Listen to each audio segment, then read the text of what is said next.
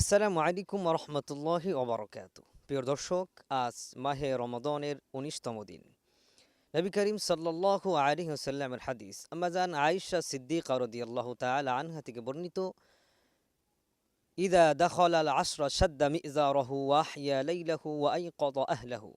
নবী করিম সাল্লাল্লাহু আলাইহি ওয়াসাল্লাম রমজানের শেষ দশকের মধ্যে যখন তিনি পৌঁছতেন, তখন নবী করিম সাল্লাল্লাহু আলাইহি সাল্লাম তার কোমরের কাপড়টাকে শক্ত করে বাঁধতেন।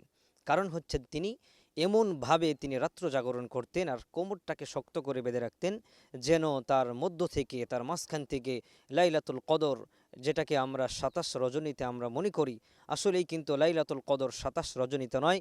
লাইলাতুল কদর নবী করিম সাল্লাল্লাহু আলাইহি সাল্লামের ভাষায় তিনি বলেছেন ২১, ২৩, ২৫, ২৭, ২৯ এই রজনীগুলোতে তোমরা লাইলাতুল কদর তালাশ করো।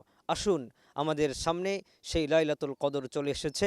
লাইলাতুল কদরটাকে আমরা সুন্দর করে যেন কাটাতে পারি। আল্লাহ পাক আমাদেরকে তৌফিক দান করুক।